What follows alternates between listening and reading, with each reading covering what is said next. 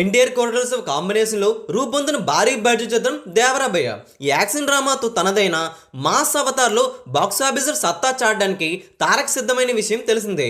Bollywood beauty అయిన Janhvi Kapoor heroine, Bollywood star అయిన సైఫ్ అలీ ఖాన్ కీలక పాత్రలో విలన్ గా కనిపిస్తున్నారు. అయితే ఈ సినిమా నుండి వస్తున్న వార్తలు రోజు రోజుకి కూడా ఈ సినిమా ఎప్పుడెప్పుడు వస్తుందని చూసేలా చేస్తున్నాయి. దేవరా ప్రపంచాన్ని సిల్వర్ స్క్రీన్ పై చూడడానికి అభిమాన సినీ ప్రేక్షకులు ఎంతగానో ఎదురు చూస్తున్నారు. రీసెంట్గా ఈ మూవీ కొత్త షెడ్యూల్ అయితే గోవాలో ప్రారంభించారు. ఇప్పటికే అక్కడ సినిమా చిత్రీకరణ జరుగుతుంది. ఈ సినిమా నుండి వస్తున్న అప్డేట్స్ అయితే మోత మోగిస్తూనే చెప్పాలి. దేవరా మేకర్స్ ఏం చేశారంటే వర్కింగ్ స్టిల్ అయితే విడుదల చేశారు.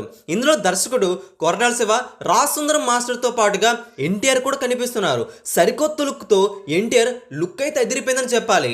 అభిమానులకి పండగ తెప్పించే విధంగా ఉంది. అంతేకాకుండా ఈ సినిమా నుండి మరొక వార్త కూడా టాలీవుడ్ని షేక్ చేస్తుంది.